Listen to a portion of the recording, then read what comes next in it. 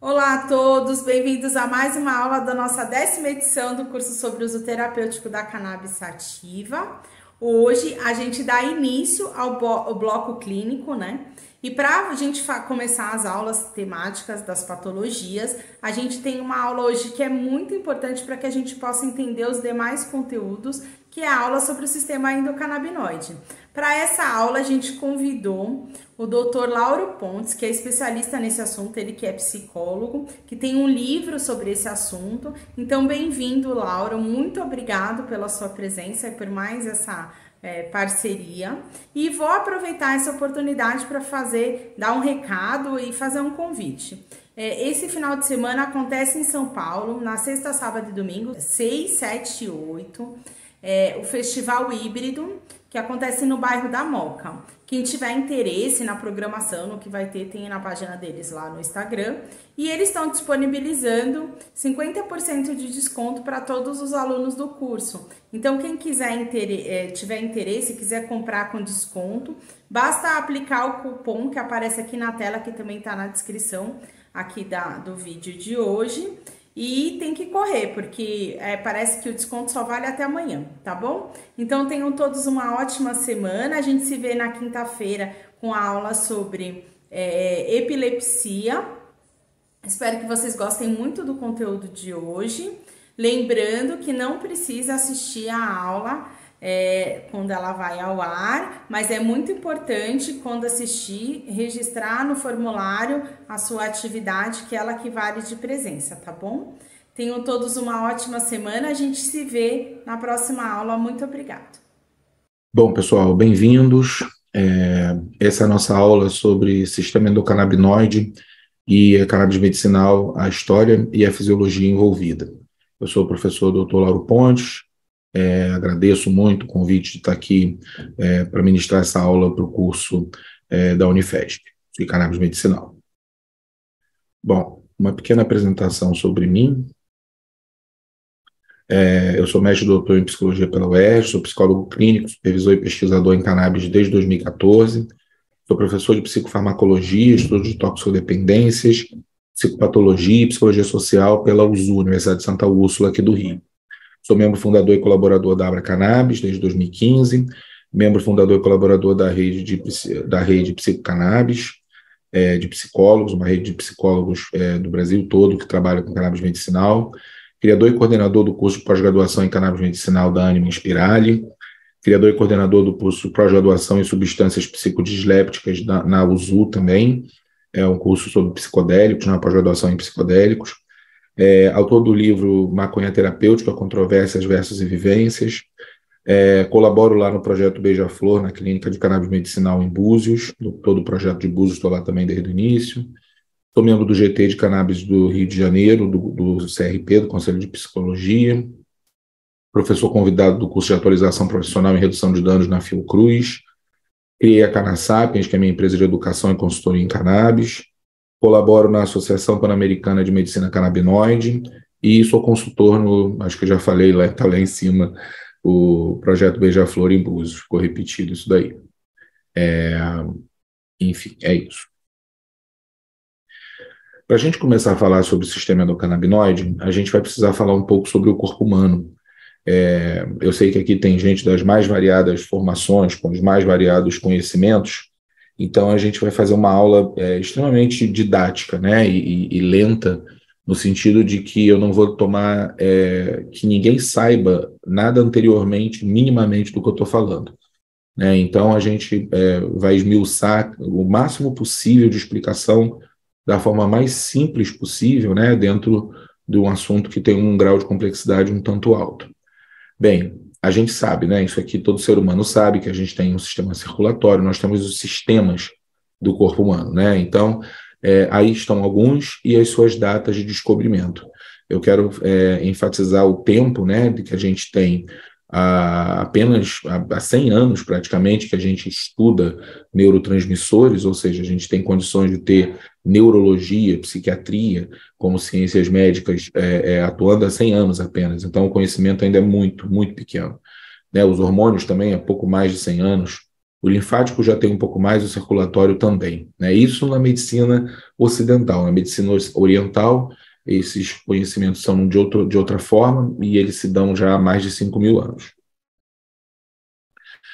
E ainda que a gente tenha tanta tecnologia e tanta informação num sistema que é antigo como o linfático, né, somente em 2015 houve uma atualização da anatomia do cérebro, do sistema linfático, aonde se percebeu que esses vasos conseguiam atravessar a barreira do cérebro e chegar até no cérebro. Antes não se entendia dessa forma, quer dizer, toda a ciência produzida até 2015, né, foi feita em cima de uma coisa que ainda precisava de uma atualização. Porque o corpo humano ele é isso, ele é uma grande fonte de informação que precisa estar sendo sempre atualizada de acordo com as pesquisas que vão sendo feitas sobre ele. Né?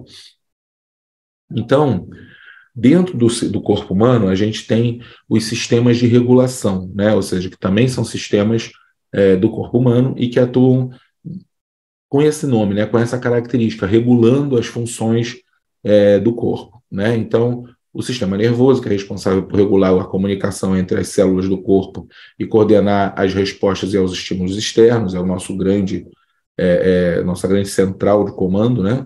O sistema endócrino, que é responsável por regular a produção e a liberação dos hormônios do corpo, que controla uma ampla variedade de processos fisiológicos, é também extremamente importante para a nossa saúde, todos são, na verdade, né? O imunológico, que todo mundo conhece, né? Quando a gente fica doente, como ele é importante para nos recuperar das doenças, das infecções, para trazer o equilíbrio, né, da resposta imune e a tolerância, a gente também tem que ter aos agentes, né, aos patógenos, senão a gente está sempre produzindo processos alérgicos. O sistema renal, né, que regula a água, nossos eletrólitos no corpo, elimina os resíduos metabólicos. O cardiovascular, que é para transportar os nutrientes, oxigênios, toda a vida, né, é levada pelo trem do sangue através das células do corpo, né, e também como retirar os produtos residuais do metabólico dessa célula. É uma enorme máquina, né? Eu acho que fica fácil para quem não tem algum conhecimento em anatomia, em fisiologia, né? Tentar imaginar isso aqui como se fosse um grande motor, um grande carro, é um grande equipamento funcionando. Só que ao invés de ser um motor de combustão interna como o carro, ele é um motor químico, né? A gente é uma usina química que nunca para de produzir, né? Só para de produzir enquanto usina, né? Enquanto energia, na morte. Então, enquanto estamos vivos, né, o sistema cardiovascular vai transportar o oxigênio e os nutrientes, o respiratório vai fornecer o oxigênio para o sistema cardiovascular, quer dizer, já são sistemas que conversam entre si, né, e vão remover desse sangue o dióxido de carbono e botar para fora na nossa expiração. E o sistema digestivo, né, que vai digerir os alimentos, absorver os nutrientes para que o corpo possa funcionar, né? Assim, a gente precisa botar alimento para dentro, né, além de ar e água, para que esse corpo possa transformar isso em energia e fazer todo esse sistema funcionar em conjunto. Aqui vocês já percebem que a gente, ao trabalhar com a maconha medicinal, com o sistema endocannabinoide, a gente não pode mais olhar o corpo separado. Isso é a primeira lição, né, grande lição dessa aula, é vocês entenderem que a medicina se especializou em cada um desses pedaços e em outros mais, né, do nosso corpo. E a gente precisa agora voltar a olhar para o corpo inteiro de uma forma integral, integrativa, né, que é a grande saúde do século XXI, que é a saúde integral, a saúde integrativa, que integra todos os sistemas, não só os internos do corpo, como aqueles que o ser humano está inserido na sociedade como um agente ativo e passivo de relações sociais que nos compõem também, né, em rede, né, e uma coisa ecológica inteira, né, não tem lugar de fora, não tem fora de mim, nem do planeta, né? Não existe lixo, como dizem alguns ecologistas. Não tem lixeira porque a lixeira é dentro do planeta. É com esse pensamento que a gente tem que entender o funcionamento harmônico, homeostático, equilibrado de todos esses sistemas. Quando a gente está saudável, e isso não é um estado de felicidade, que fique claro, né? Felicidade é uma questão filosófica, existencial do ser, mas um estado de equilíbrio do corpo, esses sistemas vão estar em equilíbrio, isso é importante. E o sistema que regula praticamente todos os outros sistemas é o sistema endocannabinoide, né? Ele é o sistema da homeostasia, ele é o sistema de um processo de regulação pelo qual o organismo vai manter o equilíbrio, gastando energia para isso, essa energia vinda da alimentação, né? Daquilo que a gente ingere como mecanismo de transformação bioquímica. É um estado de equilíbrio das diversas funções e composições químicas do corpo, né? Então, toda essa bioquímica que a gente está dizendo que existe para produzir o sistema nervoso, para produzir os hormônios, para produzir os tecidos, para fazer a gente estar falando como eu estou falando aqui, tudo isso vai ser feito a partir da transformação daquilo que eu ingiro enquanto alimento, da água que eu bebo e do ar que eu respiro, e isso tudo vai ser balanceado, consumido, transformado por todos aqueles sistemas que a gente acabou de ver, né? E o sistema que vai regular todos eles para fazer isso funcionar em equilíbrio, como um grande maestro, é o sistema endocannabinoide. Ele foi descoberto em 1988 até 1991, 94, na verdade, é uma faixa de tempo, né? Porque essa pesquisa, uma vez iniciada, ela nunca acabou. Até hoje, o grupo do Rafael Merhula, que infelizmente nos deixou esse ano, né? Ele 60 anos depois, exatamente, da descoberta dele, em 1963, ele deixou a equipe dele aqui trabalhando e eles estão fazendo um trabalho de continuidade, né, das pesquisas no tema sobre o sistema endocannabinoide. Então, recomendo, inclusive, que vocês vejam no YouTube, né, nesse endereço, ou se preferir, digita lá O Cientista, que você aí consegue ver um documentário sobre a vida do Dr. Rafael. Ele era um químico israelense, que em 1963 buscou numa delegacia lá de Tel Aviv umas cerca de 6 quilos, talvez, ou menos, de haxixe, né, que é uma extração pura da maconha, é a resina pura da maconha. É como se você pegasse a planta e retirasse tudo que é matéria vegetal, só vai sobrar aquilo que a planta tem nas suas flores, né, que são os canabinoides, terpenos, flavonoides e tudo mais que tem lá de bom. E a partir daí, da pesquisa disso, em laboratório, ele conseguiu isolar o THC e o CBD. Então, em 1964, o Merhula isolou o CBD e o THC no seu laboratório com esse haxixe que ele conseguiu pegar. E aí, praticamente 30 anos depois, ele conseguiu descobrir que nós temos receptores naturais para a maconha, para aquilo que vem na planta, né? E ele chamou esses receptores de CB1 e CB2. E que são receptores, né? Eu acho que é importante vocês saberem, se já não sabem, e relembrarem se sabem. Receptores são fechaduras para chaves químicas que o nosso corpo produz ou algumas que a gente ingere, né? Então, a gente tem um receptor para o álcool, a gente tem um receptor para o tabaco, a gente tem um receptor, né, para nicotina, né? A gente tem receptor para cafeína, a gente tem receptores para aquilo que a gente produz também, para serotonina, para endorfina, né? Então, aquela sensação que quando você faz o exercício físico e fica com aquela sensação de dorzinha gostosa no músculo, aquela dorzinha é endorfina, sim. E agora a gente sabe que também é anandamida, né? Que é um dos endocannabinoides, que agora, há pouquíssimo tempo, em 1994, se fechou o conceito, né? Dos chamados endocannabinoides, né? Ou seja, substâncias que quimicamente são análogos ao que a maconha tem, né? E que, na verdade, são produzidos pelo nosso corpo para poder conectar nessa fechadura que a gente tem. Então, em 1964, o Merhula descobriu a fechadura e 30 anos depois ele descobriu as chaves, que são os endocannabinoides, que conectam nesses receptores que a planta também conecta, E esse é o grande segredo, né, da nossa ciência. Ou seja, a gente consegue fazer reposição dos endocannabinoides via fitocannabinoides. Ora, se o sistema endocannabinoide, se o sistema endocannabinoide é um sistema de equilíbrio dos outros sistemas, significa que os seus endógenos, né, a anandamida e o glicerol 2-araquinodóil, eles são as ferramentas que vão regular esses outros sistemas. E isso é genial, porque quando você entende isso, você consegue perceber e colocar a, a, a tua saúde regulada a partir de uma reposição de canabinoides, quando você tem algum tipo de desequilíbrio. E a gente tem desequilíbrios, porque mais tarde, aqui na aula, vocês vão ver que o sistema do canabinoide está muito relacionado ao sistema de estresse, que é o sistema de regulação das nossas atividades, que é um sistema endócrino, né, dentro do sistema endócrino, que regula a atividade dos glicocorticoides, que é o que nos faz ter energia, nos faz ter vida, nos faz ter movimento. E como a vida é muito corrida, a gente tem isso em excesso. E tendo isso em excesso, a gente precisa regular esse excesso.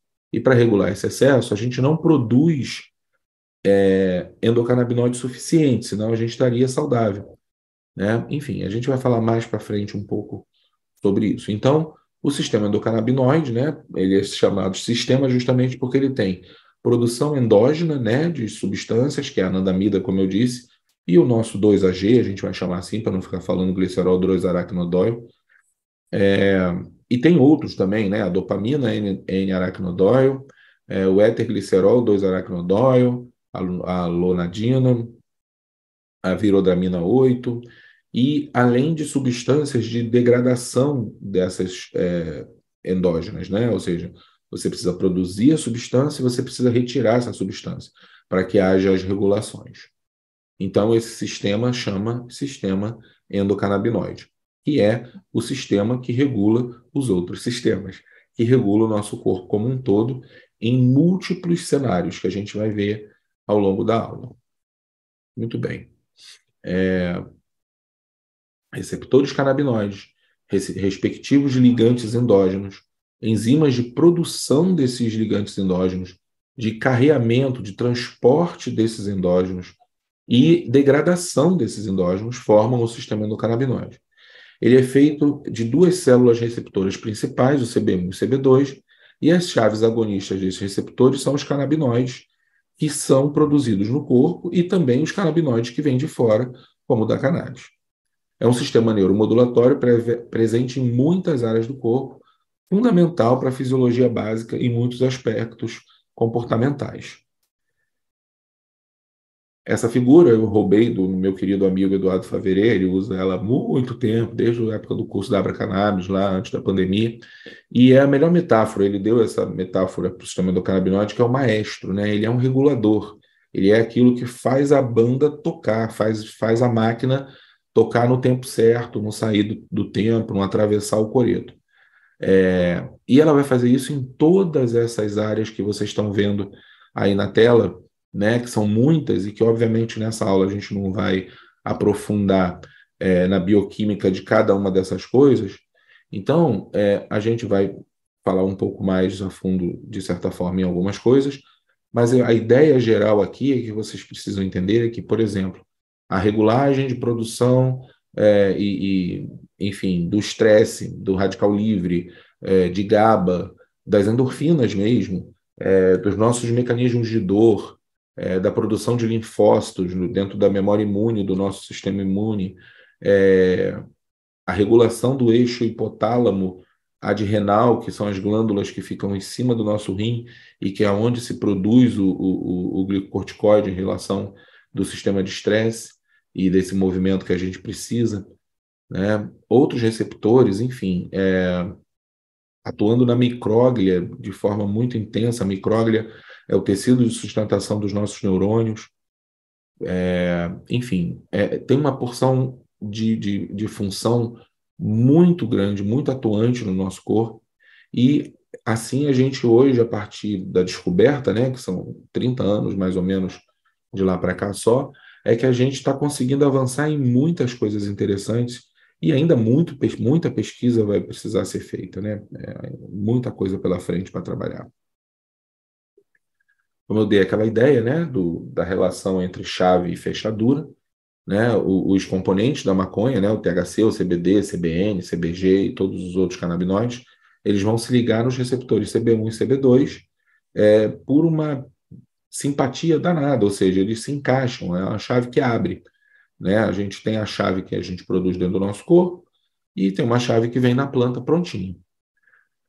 Essa foto aí à esquerda, se vocês estão vendo em verde, esse monte de torrezinha branquinha, transparente, são os tricomas da planta.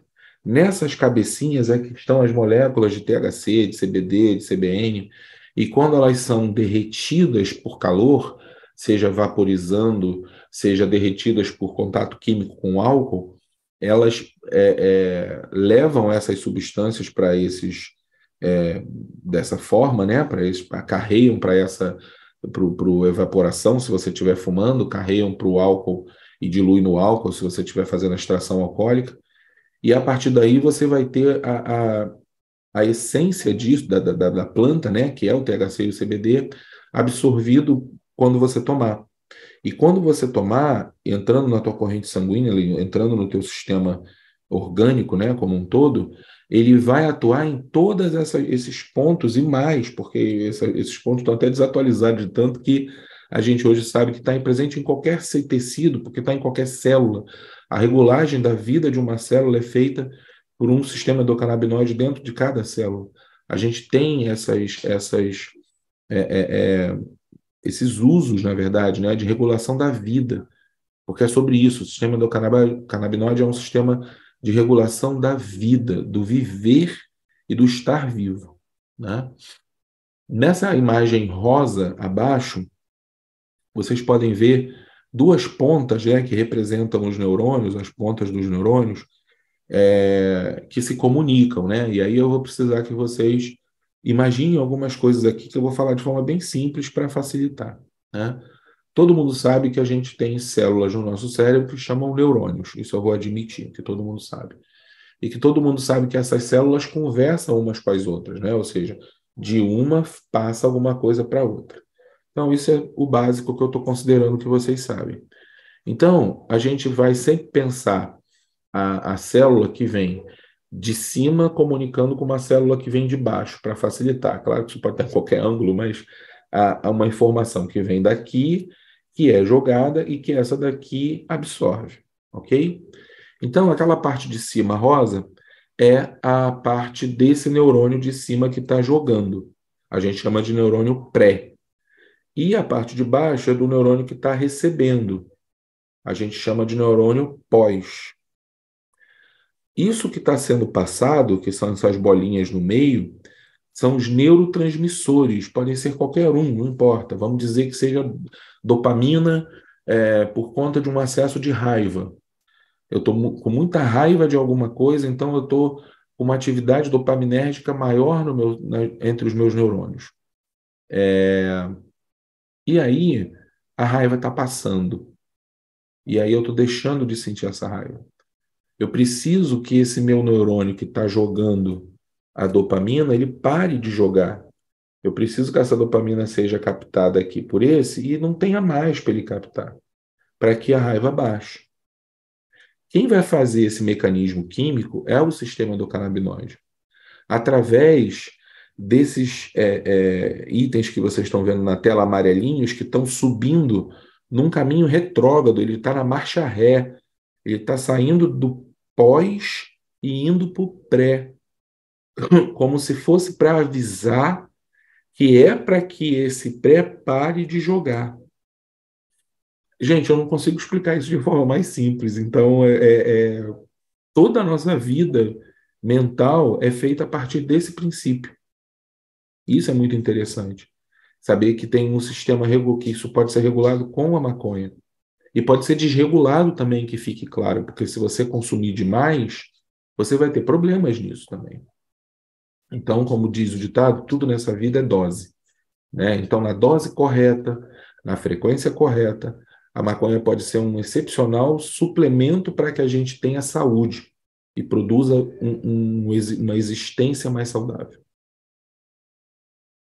Aqui estão os dois receptores na sua forma, né, mais técnica, e aí uma descoberta muito interessante, né? Os receptores CB1 e CB2, eles estão presentes e funcionais desde o desenvolvimento mais precoce dos folhetos embrionários e o troflobasto, que são, enfim, coisas relacionadas à vida do embrião, né? Desde do início da fecundação, ou seja, no momento em que ocorre a fecundação e que as células, né, do pai e da mãe se formam enquanto um óvulo, aquele movimento de duplicação de células que começa a acontecer para que a gente possa se desenvolver, já está presente receptores CB1 e CB2, ou seja, já tem um sistema regulando essa proliferação. E à medida que as células vão se duplicando, vão crescendo, elas vão precisando de um processo de regulagem do tempo de crescimento, da adequação de função a partir do movimento das células-tronco. Quem faz isso tudo já é o sistema endocannabinoide. Já é feito a partir dessas questões dos receptores CB1 e CB2. Isso é incrível, porque a gente já pode entender, por exemplo, né, não de forma ainda já pesquisada, porém de uma forma bem interessante de se pensar como hipótese, que as doenças genéticas, né, as doenças embrionárias, doenças que a criança pode ter ao longo dos 9 meses de gestação, podem ser desequilíbrios no sistema endocannabinoide dessa criança, né? Então, muita coisa ainda aí para a gente, né? Como eu digo, a gente vai morrer e vai continuar precisando ainda descobrir alguma coisa, é muita coisa. E o sistema endocannabinoide, então, numa foto mais complexa, ao mesmo tempo mais plana para entender, vocês agora já sabem o que é um neurônio pré e já sabem o que é um neurônio pós, né? E já sabem que o neurônio pré está jogando esses pontinhos aí no meio da sinapse e já sabe que está ali do lado, ó, saindo a partir daquilo que está escrito AEA, que é a anandamida, e o 2AG, né? Ou o 2AG, fazendo o caminho inverso, né? Ou você tendo uma administração externa, está ali o THC, fazendo a mesma coisa, ou seja, entrando em contato com o receptor CB1. Né? E o THC, por exemplo, ele é um ansiogênico, um ansiolítico, até uma determinada quantidade, bem baixa. A partir de uma determinada quantidade, no corpo, dependendo do corpo, ele vai produzir um efeito ansiogênico. Então, como eu disse, tudo é dose. Né? THC não pode ser usado para ansiedade em altas doses, mas numa dose bem baixa, ele pode ajudar, principalmente se for ministrado junto com o CBD. Né? Então, há uma neuromodulação, ou seja, uma regulagem, como se fosse um botão de volume, para as intensidades das sinapses, que são esses encontros entre os neurônios, ser de acordo com como o corpo precisa que seja. E você também pode pensar aí os problemas, ou seja, independente da doença, alguém que tenha como comorbidade explosões de raiva, descontroles emocionais, a gente vai estar falando de problemas nesta relação de controle, de comando do neurônio, né, da rede neuronal daquela região em que está sendo afetada. O caso mais fácil da gente entender, na verdade, são as crises epiléticas, né, as crises convulsivas, que são, na verdade, uma manifestação excitatória exageradíssima deste movimento de liberação de neurotransmissor na fenda sináptica. Em alguma determinada área do cérebro, isso ocorre em excesso por desequilíbrio, né, tem a questão fisiológica, vive ali a situação do desequilíbrio, provoca crise convulsiva. Quando a gente vai tomar um anticonvulsivante, o anticonvulsivante vai dar uma diminuída geral nas funções de todos os neurônios do cérebro. Ou seja, o cérebro é como se tivesse recebido um colchão pesado, uma colcha pesada em cima dele. Ele fica com dificuldade como um todo e as crises diminuem porque está tudo em menos atividade. E isso é um problema para o desenvolvimento, principalmente se for uma criança, né? Porque a criança precisa do cérebro ligado, né? Ela não pode ter um cérebro funcionando a 30%, vamos dizer, né? Mal comparando. E aí a grande revolução do CBD, principalmente, o THC também, nesses quadros epiléticos, é a possibilidade dessas pessoas terem uma neuromodulação aonde está desregulado, porque quando você administra CBD ou THC, ele vai lá aonde está precisando que ele esteja e que não está tendo por alguma razão do corpo, enfim, da doença da pessoa. Então, é realmente uma coisa revolucionária para a saúde mental. Tem muitas concentrações de receptores no gânglio de base relacionado com o movimento e sua degeneração está ligada à síndrome de Parkinson, por isso que o THC melhora Parkinson, melhora toda a síndrome de degeneração, Alzheimer, ELA, Tourette, cerebelo, neurônios piramidais do hipocampo envolvidos na formação de novas memórias, está associado ao aprendizado, está associado a problemas de dislexia, problemas de memorização, deficiência cognitiva relacionada à memória. Você pode fazer uso da cannabis como repositor dessas perdas. Enfim, claro que isso tem que ser avaliado pelo neuro, né? Obviamente, a gente está falando aqui de forma absolutamente geral. Só um minuto, eu botei para...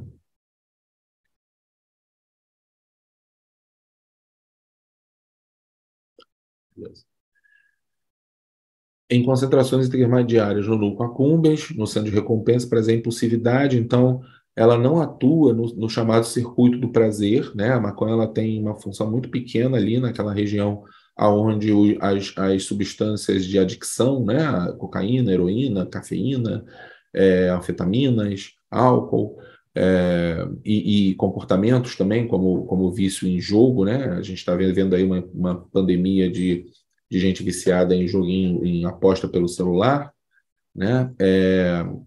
A maconha pode ser um grande aliado para a diminuição dessas compulsões, né? Em função dela trabalhar diminuindo certas sensações, né, subjetivas e não atuando como substância ativadora dessa questão do circuito do prazer, né? E não tem no tronco encefálico, né, no tronco cerebral e no bulbo, que são estruturas responsáveis pelas funções autônomas, como respiração, batimento cardíaco, diafragma, ou seja, maconha não mata. É impossível uma overdose de maconha. Não há dose que você consuma que não vai fazer você vomitar antes por intoxicação de fígado, né? Porque é uma quantidade de gordura grande demais, maconha é uma gordura, e é como se você tivesse comido por, sei lá, 4 horas seguidas feijoada daquela bem gorda de porco, né? Uma hora você vai passar mal, uma hora você vai acabar vomitando.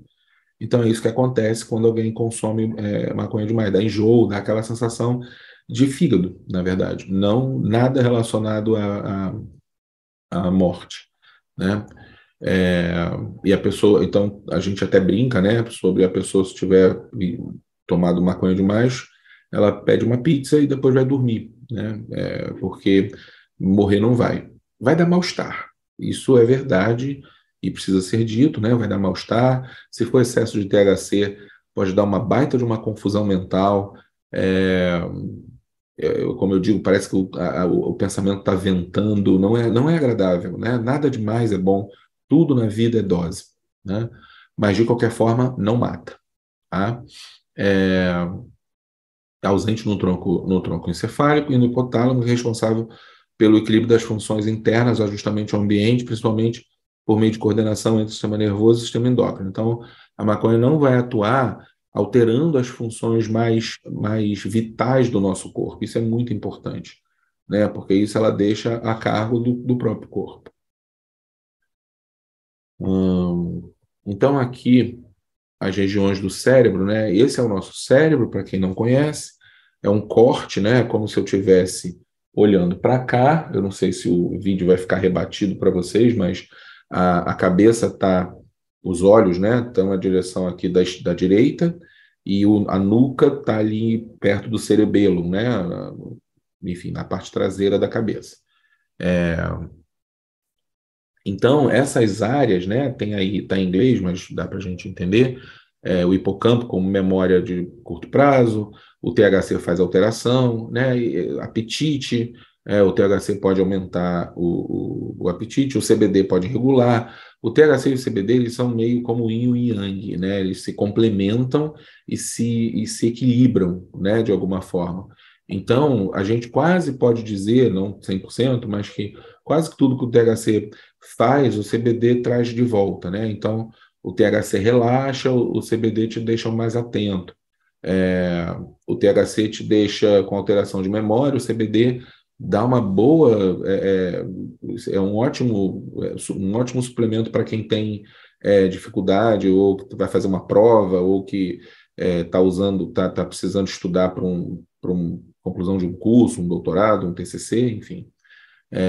O THC ele é eufórico, né? Ele dá uma euforizada, ele faz a pessoa falar muito. O CBD já deixa a pessoa mais equilibrado, né? O THC pode dar pânico e paranoia, e o CBD dá uma regulada nisso também. É, Agora, é interessante que para dor, né, tanto o CBD quanto o THC, eles atuam em mecanismos analgésicos, né? Eles são analgésicos, eles diminuem as dores. O THC trabalha na sensação da dor, né, na nociocepção, de como você percebe a dor. E ele faz isso com tudo, é como você percebe os sentidos, ele altera a percepção de audição. Então, alguém que tem problema com barulho, com multidão, vai ficar mais tolerante se tiver um pouco de THC circulante a mais no corpo. É ótimo para autismo, por exemplo. Então, hoje a gente já sabe que o padrão de tratamento começa com CBD e depois de um tempo você insere um pouco de THC para tirar um pouco desses exageros que o autista tem nos sensoriais, né? Porque o THC faz muito bem isso. Enfim. Existe uma modulação farmacocinética, né, acontecendo, isso é uma coisa mais técnica, mas o fígado vai transformar o THC, né, e aumenta é, e o nível sanguíneo do THC vai ficar mais alto, porém o CBD vai estar atuando modulando esse THC. Tem um slide logo em seguida, eu acho, que vai mostrar o receptor e o THC no receptor. O CBD tem um receptor dele, né, que seria o CB2, mas ele também regula a quantidade de THC, por causa do efeito do THC, ele regula entrando no receptor do THC para evitar que fique muito THC conectado, né? Então, a maconha é quase que o antídoto para a própria maconha, né? Ou seja, se você fumou demais, está com uma sensação ruim, você pode tomar CBD para diminuir essa sensação ruim. Você pode também comer pimenta, que tem beta-carofileno, óleo de copaíba, porque ela também vai fazer competição por esse lugar onde o THC conecta, né? Por essa fechadura do THC, né? Então, essa modulação diminui a ansiedade, diminui a possibilidade de paranoia e evita ataque cardíaco. O THC também dá um tanto de taquicardia. Aqui é a imagem que eu estava falando, né? Ou seja, o receptor canabinoide onde o THC se liga, aí o CBD vai lá e senta na frente. Parece gato e cachorro em casa, né? Que o gato senta no lugar, o cachorro não consegue entrar, né, naquele lugar. Então, ele faz com que, com isso, claro que não são com todos, né? Há uma regulagem química, então ele com isso diminui os efeitos negativos do THC. Tem gente que não gosta do efeito do high que o THC dá, né? Então, um paciente de câncer, um paciente com dor crônica, que precisa de uma quantidade de THC um pouco maior para não se sentir com aquela sensação da dor ou do desconforto do câncer, seja enjoo, seja o desconforto corporal que dá, ele vai usar um pouco de CBD também para poder fazer essa regulagem na modulação.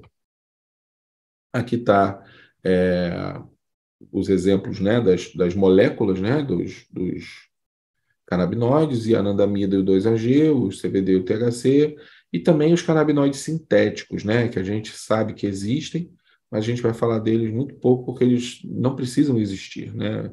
Eles são frutos da proibição e é uma estupidez gastar até dinheiro e usar inorgânicos para produzir algo que a natureza está dando pronta, né? Assim, você comeria uma banana de laboratório ou a banana que vem da planta, ainda que, enfim, né, mexida geneticamente. É sobre isso, né? A gente tem tudo pronto. Para que vai fazer no laboratório? Bom, esse slide, ele é quase uma brincadeira com vocês, né? Porque eu, obviamente, não vou cobrar e nem vou tentar ensinar para vocês uma complexidade que, primeiro, que ainda está sendo estudada, ela é isso aí, mas é mais, né? Então, eu convido a vocês, quem quiser ler tecnicamente, a ler esse QR Code que está na tela, porque com esse QR Code você consegue acessar esse artigo que tem esta imagem explicada minuciosamente pelo autor. Mas, basicamente, o que a gente tem que ver aqui embaixo na imagem, no rodapé da imagem, é a direção, né? Ou seja, como as substâncias, né? CBD, THC, THCV, CBN, não importa qual canabinoide, né? Externo, fitocannabinoide, para onde ele pode e vai se ligar, né? Porque esses aí, TRPV1, canal de cálcio, CA, CB1, TRPV1, TRPV4, GPR18, o GPR110, 55, todos esses nomes que vocês estão vendo nessa linha embaixo, né, com as setas do THC e do CBD apontando para eles, são os receptores, né, são os ligantes que o nosso corpo tem para as substâncias que a gente produz. Né, e a gente acrescenta CBD e THC por essa necessidade de reequilíbrio da falta que o corpo não está produzindo a contento ou está com excesso de estresse, né, porque é aquela coisa que eu quero que você já vá pensando que é sempre uma questão de regulação entre o sistema de estresse, né, corticoide, e o sistema endocannabinoide. E aí, para onde eles vão atuando a partir do momento em que você conectou no receptor, né, aonde ela vai produzir, os efeitos que ela vai produzir, aonde vai produzir, e as substâncias e os processos bioquímicos que vão acontecendo e aonde eles vão atuando, aonde eles vão acontecendo, para onde eles vão sendo efetivados e agindo quimicamente dentro das milhares de reações químicas que a gente tem no nosso corpo. Tá? A complexidade está toda aí. Você ainda tem uma questão que eu não vou entrar nesse mérito, que é a forma ácida, né? Que está ali THCA, CBDA, CBDV e outras coisas que são ainda em fase de pesquisa. Aqui, então, para ficar mais completo, né, o slide mostra o conjunto que compõe o sistema endocannabinoide. Né? Se a gente fala o que é o sistema endocannabinoide, é isso aí. Né? Os receptores, onde ele conecta, as enzimas de produção desses endógenos, né? A anandamida e o 2-AG, né? As enzimas que degradam essas substâncias, né, do sistema endocannabinoide, a enzima que transporta e outros sistemas que conversam muito, muito, muito, porque dividem alguns receptores, como monoaminas, o GABA-glutamato, o sistema opioide e outros.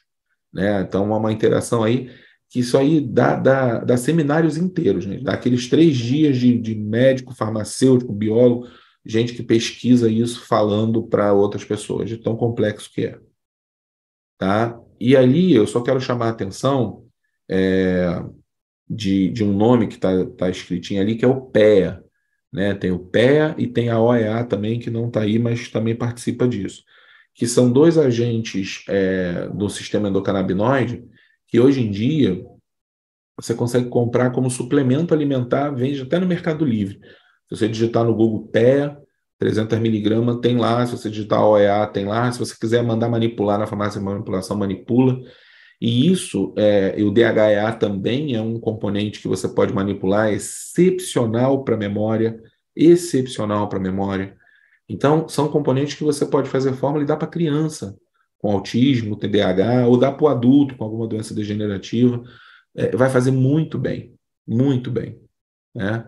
Porque é uma suplementação. É aquilo que a gente pode oferecer para o nosso corpo com a comida, mas que, infelizmente, com a maneira que a gente come, com o chão do jeito que ele está, não mais como era antes, a gente não tem uma quantidade de nutrientes decente no nosso corpo, além da gente consumir uma série de coisas que fazem mal, além da vida estressante. Então, a reposição de componentes do sistema endocannabinoide, além dos fitocannabinoides, como esse PEA e o OEA, que está presente nos alimentos em lugares como onde estão vitamina E, lecitina de soja, gema do ovo, amendoim, né? Mas são fontes baixas, são pouca quantidade. Então, quando você dá 200, 300 miligramas de uma substância assim, você dá uma ótima atuada no teu cérebro para que ele regule. E não vai ter excesso, porque são precursores. Então, o corpo vai saber o que fazer, tem enzima de degradação, e aí a coisa funciona mais regulada, né? Então, aquilo que eu falei agora há pouco, né, só para olhar por outro ângulo aí com a cabeça no lugar, né, onde a gente tem a distribuição dos receptores CB1, né, que são os receptores da anandamida, e os receptores do nosso THC, né? Então, há muitos anos existe na Inglaterra um remédio chamado Dronabinol, né, que ele é feito com uma molécula sintética do THC e que ele é anti-vômito, né? Ele é anti-emético. Ele para a vontade de vomitar, tira enjoo, né? Porque atua diretamente ali, ó, no eixo completo do dorsal vagal, né? Ele faz controle de e outras coisas, né? Você pode usar, por exemplo, reparem que o CBD1, o CB1, ele é responsável pela ansiedade e controle de estresse. Então, a anandamida de mais vai fazer mal, a anandamida de menos vai fazer mal. A anandamida de menos a gente repõe um pouco do THC. THC de mais vai fazer mal, né? Então, tudo é dose, e eu vou ficar falando tudo é dose até o final dessa aula, né? E aí aqui a gente tem, eu peguei isso na internet, eu achei bonitinho, essas ideias, né? Áreas onde o nosso sistema endocannabinoide vai estar atuando, né? Com essa regulação. Na imunidade, nas inflamações, na apoptose, que é a morte programada das células, na produção de câncer, né? Ou seja, ou evitação do câncer, na dor, no tom, né, do cardiovascular, como está a regulagem do seu cardiovascular, na relação com o dormir, né, com quando você está relaxado ou o teu sono, a relação com produção de agentes do sono, né, neurotransmissores relacionados ao sono. Então, hormônios relacionados ao sono, né, também vão se beneficiar com relação ao ciclo de sono, né, como um todo, ele está relacionado diretamente ao sistema endocannabinoide. Hoje a gente sabe, né, eu mesmo sou um paciente para insônia de canabinoides, né, CBD e CBN, uma dupla batata para resolver a questão da insônia, né? Você melhora a cognição, né? Você melhora aprendizado, você melhora a memória, você melhora a neuroplasticidade, e a relação do esquecimento, né? Que a gente precisa entender como um cientista, que a ideia do THC fazer esquecer, né? Ele piorar a memória, pode ser bom quando a gente está falando de algum estresse pós-traumático, de algum evento em que você sofre um trauma emocional, e esse trauma tem que ficar atenuado, né? Ele tem que ser anestesiado. Você sabe anestesiar a dor física, mas a gente não sabe anestesiar a dor da alma. O THC talvez seja o anestésico da alma, né? Então, ele é fantástico para esse tipo de não aprofundamento no evento do trauma, né? E a consequente modificação da nossa fisiologia com relação a isso. Se sofrer um assalto, a melhor coisa que você tem que fazer é tomar uma dose bem boa de THC. Ainda que você tenha um high, você vai ter uma relação com aquele evento traumático muito mais saudável depois. E na questão da alimentação, né, nível de açúcar, náusea, vômito, controle de fome, a mesma coisa. Uma pessoa saudável, comer demais não é bom, então a quantidade de THC tem que ser controlada. Já uma pessoa com anorexia, com bulimia, com questões, até mesmo câncer, né, que tira a fome e tudo mais, a pessoa emagrece, o THC pode ser pode ser não, ele é um baita aliado, né, para que isso tudo funcione legal. Então é isso, né? Eu até deixei o nome dele ali de propósito, o Gui Martins, que é um médico amigo do nosso grupo lá da PMC, da Associação Pan-Americana. A gente estava essa semana conversando, né? E ele botou isso, aí eu falei, nossa, é uma apresentação do Vicenzo, né? De Marzo, que é um dos grandes cientistas da atualidade a pesquisar o sistema endocannabinoide, né? Um texto dele maravilhoso, que é um texto base, esse de 1998, ele tem um outro agora atual também, que eu usei para fazer essas apresentações, e aí ele botou essa imagem lá, eu falei, pô, eu vou usar no meu curso da Unifesp, ele pode usar e tal, porque resume lindamente, né? A imagem é linda E essas 5 palavrinhas aí é o próprio sistema endocannabinoide em si, né? Porque ele regula a nossa alimentação, seja ela na ingesta, seja até os seus metabolismos, ele ajuda a dormir, ele ajuda a relaxar, ele ajuda a esquecer e ele é protetor, né? Ele é protetor da vida, ele é protetor da manutenção da vida no corpo, que é o objetivo de todo organismo vivo, é se manter vivo, né? Então isso fica como um grande símbolo aí, né, dessas palavras que o Vicenzo trouxe, né, como resumo do sistema endocannabinoide, é, e é isso aí, né? É o que a gente tem. Aqui alguns artigos, né? Esse artigo, por exemplo, fala sobre a questão do somatismo, né? Daquilo que é o psicossomático e aonde isso reflete nos nossos órgãos, né? Coisas que a gente sabe por conhecimento popular, mas que são verdadeiras, né? Como a raiva no estômago, rancor no pulmão, rancor no pâncreas, tristeza no pulmão, enfim, coisas que a gente produz, né, de reações químicas, mas que são reações emocionais, né? Alergias, por exemplo, né, e outras coisas mais. E que isso vai ser regulado pelo sistema endocannabinoide. Chama atenção para a fibromialgia, né, que é uma doença tão comum hoje em dia e que as pessoas precisam tratar com CBD e com psicoterapia, né? Eu digo que fibromialgia é uma inflamação na alma, assim como o THC atenua, né? Então é importante um pouquinho de THC também. É importante fazer psicoterapia para trabalhar os traumas emocionais que fizeram essas emoções reverberarem na musculatura e nos tendões, enfim.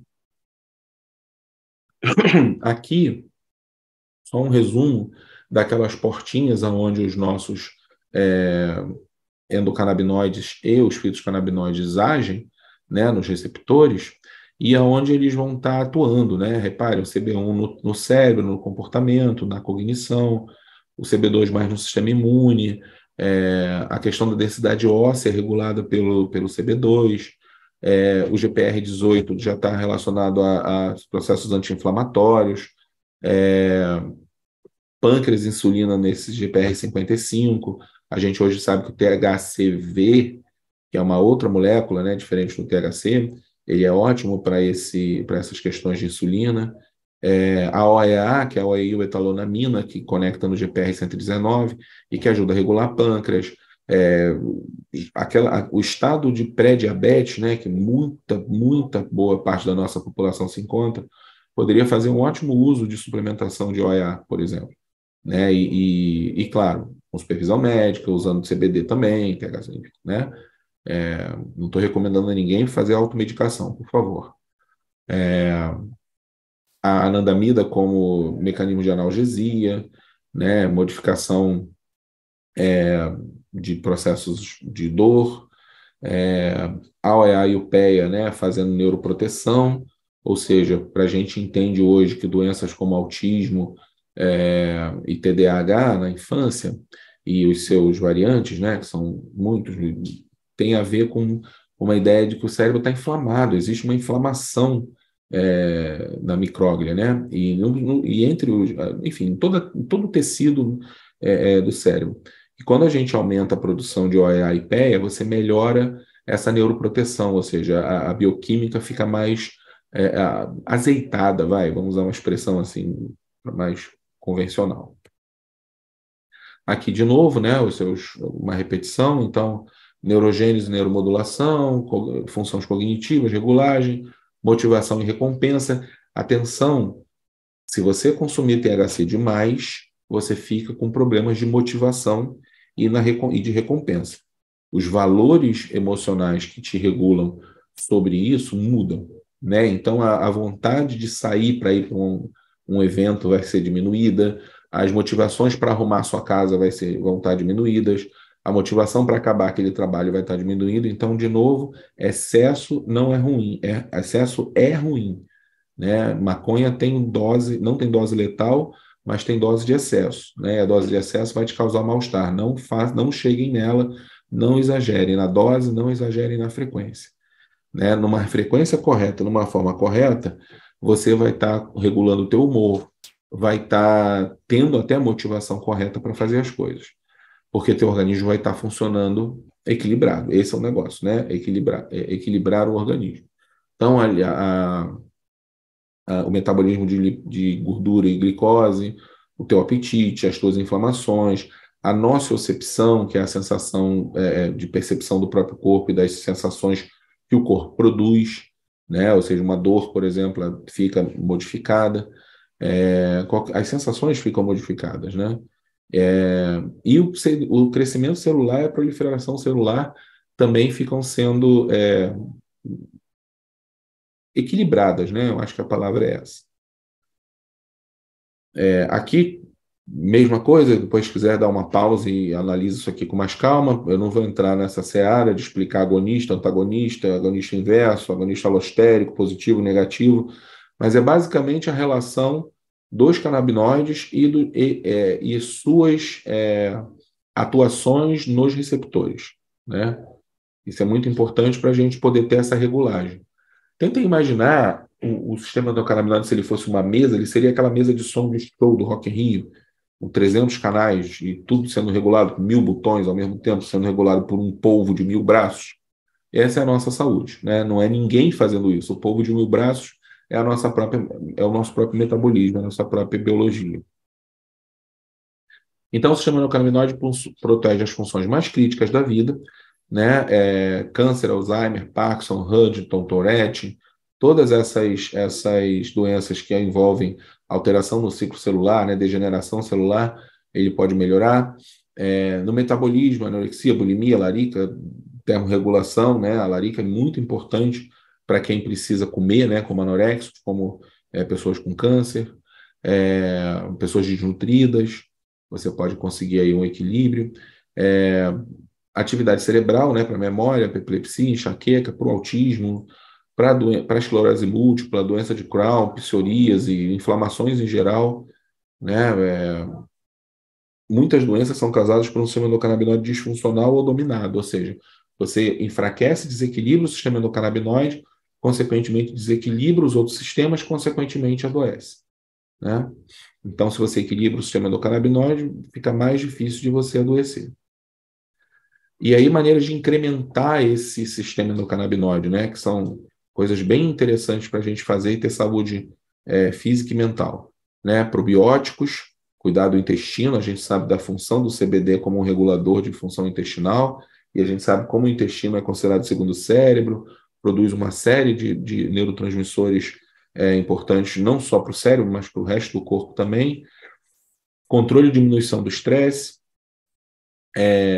fazer massagem física, massagem com massagista, para ativar a anandamida, a massagem ativa a anandamida, e aí a gente tem aqui uma viagem que eu tive há muito tempo, e que eu falo há muitos anos atrás, falei a primeira vez em 2009, com um médico acupunturista amigo meu, sobre a medicina chinesa e o sistema endocannabinoide, como me parece que o mapa dos pontos da acupuntura são mapas de ativação da anandamida, do sistema endocannabinoide.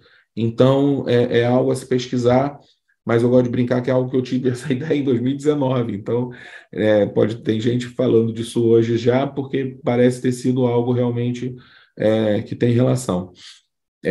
Exercícios físicos, né, que ativam a anandamida. A gente sempre acha que o exercício físico tem a ver com serotonina e endorfina. Tem, claro que tem e continua tendo, né? Só que a gente agora descobriu a anandamida e descobriu que a grande estrela dessa festa é ela, não é a endorfina, né? Os picos que a gente sente de felicidade são picos de anandamida. Ananda vem do êxtase, né? Vem de êxtase em sânscrito. Foi dado justamente por um dos membros da equipe que descobriu a anandamida, era hindu, né? Era da Índia. E aí ele deu o nome de Ananda, que é êxtase, que é felicidade, que é plenitude, né? O nosso pico do orgasmo, a sensação da pequena morte, como diz os franceses, é um pico de anandamida seguido de uma recaptação muito rápida dela.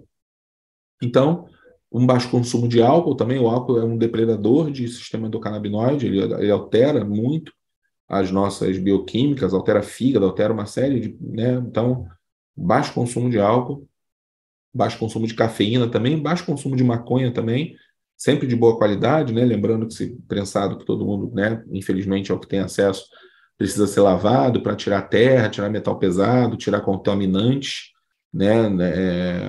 Enfim, e sempre cheirar para ver se não está mofado, porque se tiver com fungo pode fazer um mal para a saúde danado. Então, é isso, né? Cafeína também, uma quantidade baixa, tudo com quantidade e frequências equilibrados, né? Porque o sistema endocannabinoide, o nosso SEC, é sobre equilíbrio. Então, ele pode aliviar esse monte de doença aí, desde outubro de 2016 tem esses dados, né? Vocês podem, eu estou me repetindo aqui de certa forma. E só para lembrar, né? Isso aqui é uma provocação, a questão até da indústria e dos interesses e tudo mais, que não é uma descoberta tão nova assim, né? O manual da Merck, da farmacêutica Merck, que faz remédio até hoje, em 1899, ou seja, na virada do século, né, ela já prescrevia para cannabis índica, né, que é a cannabis naquela época mais rica em CBD, para todas essas doenças aí, olha só que coisa, né? Manual médico da Merck. Então a gente já sabe, a gente sabe isso tudo aí, ó, desde essa época, né? E é triste pensar que tem médicos hoje que dizem que não tem nada além do CBD, né? Porque antes não tinha nada, agora já admite o CBD. Mas continua vivendo na mentira, né? Nos seus interesses, enfim. Aqui é a brincadeira que eu faço, né? Porque de tudo isso que a gente está falando agora, vende na farmácia um enorme ativador de sistema endocannabinoide, que é o Mevatil, vulgo maconha industrializada, né? Porque é exatamente o que tem mais ou menos na maconha que se fuma, no prensado, inclusive, né? O prensado ele é prevalente de THC e, de certa forma, a diferença é que você tiver dinheiro para comprá-lo, né? Você tem acesso, ou seja, não existe mais maconha ilegal no Brasil, né? A maconha está legalizada. Existe aquela que o pobre não consegue comprar e aí vai achar em outros lugares, né? Me refiro também às flores, né? Que são a forma correta de se fumar, né? Ao invés de fumar o prensado. E o quanto custa, né? Quanto custa uma grama de flor e quanto custa 25 gramas de prensado, né? Então a gente tem que acabar com a proibição por isso, né? E pelas mortes, claro, da população preta. Aqui em 2020, né, só uma quantidade muito grande de publicações, né, a partir dos anos 90 para cá, né, em função da descoberta do sistema endocannabinoide. Aqui eu gosto de deixar sempre esses três, já dei isso numa outra aula, eu acho, esses três QR Codes com lista de associações, lista de médico e um drive bem grande de vários artigos reunidos de um médico querido da Satiroteca e coisas minhas também da época do meu doutorado, que eu reuni e se você apontar aí, você acessa ele tranquilamente. Aqui, só para não deixar de mostrar, né, porque a nossa planta, as pessoas às vezes não conhecem a planta, acham que a planta é aquele quadrado do prensado, então ela está aí, pequenininha, sendo transplantada, já grande, quase pronta para ser colhida, e a flor dela seca, pronta para o consumo, seja transformar em óleo, seja fumar. Desse jeito aí está mais para fumar, porque ela já foi cortada, para fazer óleo ela já vai de forma mais bruta. O prensado, né, que é aquela coisa terrível, como ele é prensado, como ele é feito de forma muito precária. As formas farmacêuticas, que a maconha, né, já se apresentou ao longo do tempo e do mundo para a gente. Já foi, né, qualquer farmácia vendia, hoje vende o Mevatil. Enfim, as mentiras que foram contadas, né, para poder a proibição acontecer, daí a nossa descoberta tardia, né, do sistema endocannabinoide. Muito provavelmente o Merhulan teria descoberto antes tanto o THC e o CBD quanto o sistema endocannabinoide, né? Mesmo com a ciência produzida como a que o Merhulan produziu depois, antes dele, tentou-se fazer com que a maconha não fosse proibida, mas foi, né? Porque a política vence a ciência, ela rasga a ciência. Documentários, trabalhos, né? Artigos médicos, tanto do Salazar quanto do LaGuardia, que era o prefeito de Nova York, que encomendou à Academia de Medicina de Nova York um relatório sobre proibição da cannabis, e a Academia de Medicina de Nova York disse para não proibir, e o Aslinger simplesmente foi lá e proibiu. mas a ciência persiste, e em 64 ele transportou, foram 5 quilos de haxixe, né, e conseguiu descobrir o THC e o CBD, como a gente viu, né? E aqui no Brasil, mesmo com a proibição, mesmo com a ditadura, o Carlini, né, nosso querido professor aqui da Unifesp, num estudo duplo cego, encontrou o efeito benéfico do CBD para as crises convulsivas, e ele trocava, né, como cientista, cartas, né, documentos entre universidades naquela época, com o Merhula, né, que descobriu em 94, e aquela história que a gente acabou de contar. Aqui, o levantamento que eu fiz em outubro de 2022, né, com a quantidade de quase o dobro aí, né, 50% a mais, pelo menos, de material acadêmico sobre maconha, né, no Google Acadêmico, no PubMed, né, 1.129 ensaios clínicos sendo produzidos. É muita coisa, é a sedimentação do nosso saber, né? Efeitos, né, da maconha, por exemplo, no tremor de base de um rato, efeitos na letra, né, esse artigo foi publicado pelo Clifford em 1983, já se sabia que o THC poderia diminuir o tremor, né? E você vê o que a proibição faz, né? Até hoje tem gente que treme e que não recebe. Quantas pessoas deixaram de ser atendidas, né? Eu lembro daquele filme que é da década de 90, ou final de 80, mas acho que é início de 90, do Óleo de Lorenzo, que mostra um menino com esclerose lateral amiotrófica e usando o azeite de oliva como um bom remédio. Quanto ele poderia ter feito uso do THC e do CBD, que são primos do azeite, né, melhorados? O azeite de semente de maconha, ele é melhor do que o azeite de oliva em termos de nutriente, em termos de estrutura, é mais rico de tudo, né? A gente devia estar usando na salada, no peixe, no bacalhau, na vida, azeite de cânhamo, não azeite de oliva. Quer dizer, os dois, né? Por que não os dois? Aqui, antes do CBD e após o CBD, né? Enfim, mostra bem o efeito, né, nas ondas cerebrais. Isso aqui já é uma justificativa para tudo, né? Não precisava nem dessa aula. E aqui uma provocação que eu aprendi com o Leandro Ramírez, quando ele deu a palestra aqui no IPUB, no evento que teve de maconha antes da pandemia, e ele trouxe isso, né, que é um organismo chamado Hidra, que existe há 600 milhões de anos, ele é do período pré-cambriano, e descobriram nele, por incrível que pareça, um sistema endocannabinoide, né? Por isso que eu disse que parece que está presente em qualquer organismo vivo, né, de alguma forma, que regula a vida, regulagem da vida, regulagem do sistema endocannabinoide. Aqui, variáveis, né, metabólicas do sistema endocannabinoide, enfim, dados. A planta, que a gente tem que saber que esses outros componentes também vão atuar em cima do nosso sistema endocannabinoide, né, os terpenos e os flavonoides, além dos canabinoides que a gente já conhece.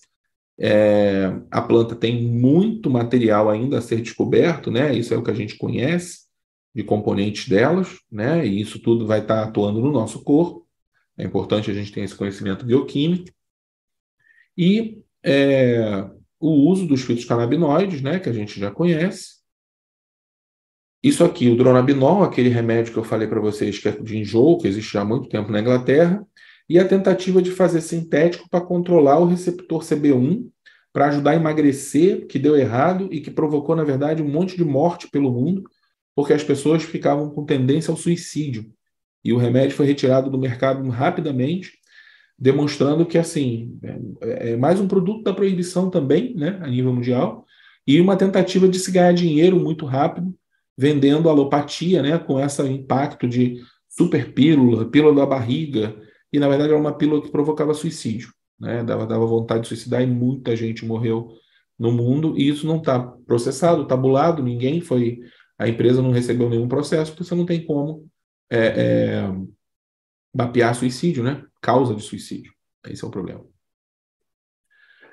E aqui, para saber que hoje a maconha é feita de 2 grandes grupos, né? 3, na verdade, caiu aquela divisão de sativa, CTHC, índica, CCBD, A gente hoje tem muitas cruzes, então você tem índicas ricas em THC, sativas ricas em CBD, que provocam efeitos interessantes. Então, a gente divide pelo quimotipo, né? Então, ricas em CBD de um lado, ricas de THC do outro, e a do meio termo, a que tem mais ou menos meio a meio dos dois, tá? E é assim que a gente vai pensar a maconha como remédio para as enfermidades. Os terpenos que fazem que têm essas características e que têm funções médicas, funções terapêuticas, fisiológicas, tá? Compostos aromáticos mudam de acordo com a variedade da cannabis e modulam e modificam os efeitos do canabinoide. É bem importante. Eu falei do BCP, né, do beta-carofileno, como uma substância que pode ajudar se você tiver fumado demais, por exemplo, comer pimenta ajuda, né, por conta de ter o beta-carofileno que vai modular a quantidade de THC no sistema endocannabinoide. O efeito entorrage, né, que é o efeito que vai fazer alteração vocês viram que tem muitos receptores além do CB1 e CB2 dentro do sistema como um todo, e que vai ter uma interação com tudo que vem da planta também, né?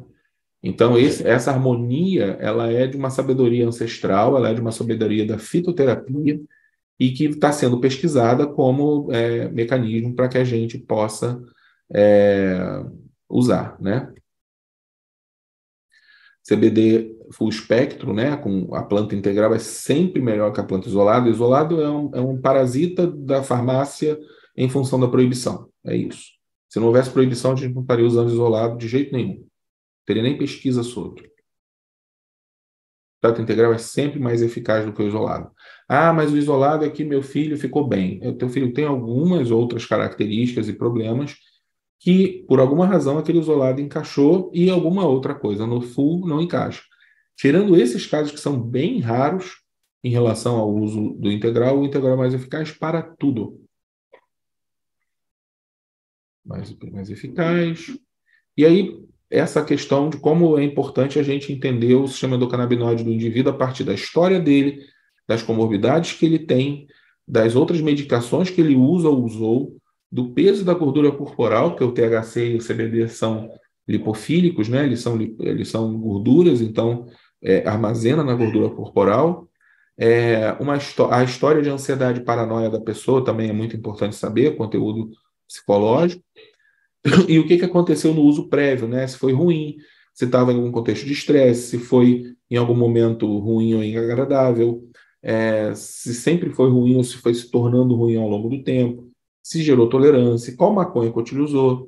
É sempre importante a gente saber sobre o set da pessoa, que é como a pessoa está se sentindo por dentro, como ela está naquele momento, como ser humano. Setting é o ambiente que ela está, onde ela está inserida, em que contexto social ela está inserida, e orgânico, né? E o que ela vai usar, a quantidade de cannabis que ela vai usar, qual a cannabis que ela usou, que maconha que ela usou, qual a quantidade que ela usou, né? E o que ela usou além. Usou álcool, bebeu uma cervejinha? Tem que saber, né? O CBD e o THC podem interferir em metabolismos de outras substâncias, né? Deem pause aí e olhem as substâncias, para a gente não perder tempo e ficar lendo, já estou falando há tempo demais. Aumenta e diminui concentrações desses medicamentos aí, então quem usa tem que tomar cuidado, por isso que um acompanhamento médico é muito importante, né? Faz interação medicamentosa com esses medicamentos aí também, tá aí o QR Code para levar para o artigo que fala sobre isso, e aonde não tem evidência de interação, né? Então o que você pode fazer é uso concomitante.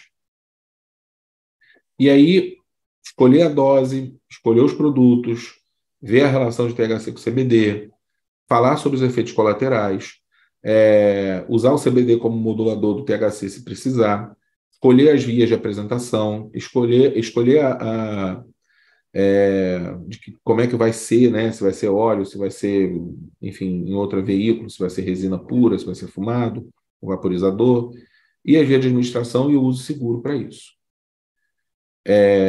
Os usos, né, que a gente conhece, a gente já falou sobre isso também, sempre iniciar com dose baixa e aumento progressivo, porque o sistema endocannabinoide ele tem que ir recebendo o que está vindo de fora de forma lenta e gradativa. Se você tiver numa situação de muito estresse e usar maconha, você pode sentir um desconforto corporal sensorial, psicológico até, né? Por conta desse encontrão, ou o contrário, pode ser uma sensação maravilhosa. Então, começa sempre uma dose baixa, para o organismo ir se habituando, né? Nunca fumou, fuma só uma vez e para, é por aí. Toma só as gotinhas da dose mínima, que é isso, né? No final das contas, a tartaruga ganha. Aqui as curvas, né, de sino, como foi falado ali, a dose de efeito, né? E depois a dose pode ficar fazendo efeitos negativos. E é isso, pessoal. Eu acho que era isso que eu tinha que passar para vocês sobre o sistema endocannabinoide e a sua história. A educação é o caminho, né? Eu sempre falo essa frase, a gente para promover a informação de verdade, a maconha foi construída com informação de mentira, informação mentirosa. Então a gente está aqui para passar uma borracha na história e reescrever a história da maconha como ela nunca deveria ter sido deixado de ser, né? Aqui estão meus dados. Eu sou o Lauro Pontes, como eu disse. Quem quiser me procurar, falar comigo, é só me adicionar lá no Insta, me mandar mensagem no Zap. E aqui eu deixo o QR Code da minha pós-graduação em cannabis medicinal na Anima Spirali, que é uma pós registrada no MEC, 420 horas, aquela coisa mais academicona mesmo, para quem quiser ir por essa área aí. A gente tem, enfim, uma série de coisas legais lá também. Bom, é isso, muito obrigado e estou sempre à disposição de vocês. Grande abraço. Tchau, tchau.